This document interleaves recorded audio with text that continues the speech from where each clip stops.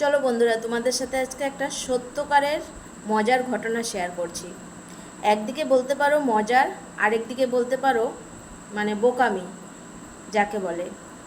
তো আমার পাশের এক পাড়ার কাহিনীটা, একদম আমাদের বাড়ির থেকে 10 থেকে 15 মিনিট দূরে একটা পাড়া আছে, সেখানকার গল্পটা। ওখানের ওই পাড়ার এক মধ্যবয়স্ক এক ব্যক্তি, তো উনি থানায় চলে গেছে। থানায় গিয়ে মানে পুলিশ ভ্যান ডেকে নিয়ে আসছে। কি ব্যাপারে উনি যে থানায় গিয়ে পুলিশ ভ্যানটা নিয়ে আসলো, গল্পটা শুনলে তোমরা এটা কি হাসির গল্প বলবে নাকি মানে বোকামির বলবে, আমি কিছু বুঝে পাচ্ছি না যে প্রশাসন কি বুঝে আসলো। তো যখন আমরা কখনো যদি কোনোখানে এমার্জেন্সি লাগে, যে ঝগড়া হচ্ছে বা কোনো কারণে পুলিশ ডাকছি, আমরা 100 নম্বরে কল করছি, তখন পুলিশ আস্তে আস্তে 1 ঘন্টা 2 ঘন্টা কখনো কখনো 3-4 ঘন্টা মানে সমাপ্ত হয়ে যায় ঝগড়াঝাটি, তাও পুলিশ ভ্যান আসে না। কিন্তু এই ঘটনাটা তোমরা দেখে শুনে বলো, দেখো তো নাই, শুনে বলো যে কি ঘটনাটা। ঘটনাটা হচ্ছে, ওই ব্যক্তি থানায় গিয়ে বলছে ওনার বাড়ির নাকি ফ্যানের তার আর টিভির তার একসাথে কানেক্ট হয়ে গেছে, ফ্যানের থেকে সাপ বেরোচ্ছে।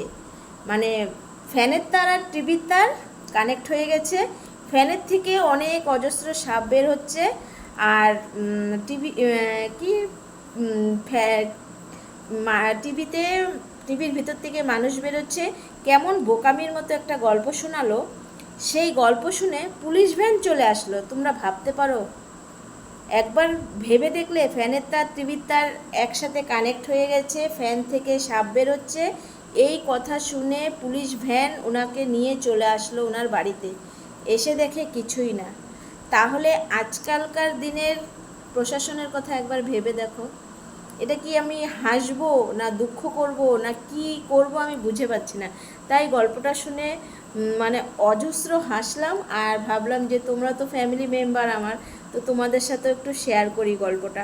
এখন তোমরা বলো যে যখন বিপদে পড়ি আমরা পুলিশকে ডাকি, তখন পুলিশ আসে না, আর ওখানে ওই ব্যক্তি একটু একটু মানে বললাম না, যদি ওনার বাড়ির লোকজন দেখে হয়তো খারাপ ভাববে। তো যাই হোক, ঘটনাটা ফাঁস হয়ে গেছে, তো এখন বলতে দ্বিধাবোধ নেই আমার, তাই বলে ফেললাম। ওই ব্যক্তির কথা শুনে ফ্যানের তার টিভির তার একসাথে কানেক্ট হয়ে গেছে, ফ্যানের থেকে সাপ বের হচ্ছে অনেক, এই কথা শুনে পুলিশ ভ্যান ওনাকে নিয়ে চলে আসলো ওনার বাড়িতে। তাহলে আজকালকার দিনে এরকম আছে আছে এরকম তোমরা ভাবতে পারছো?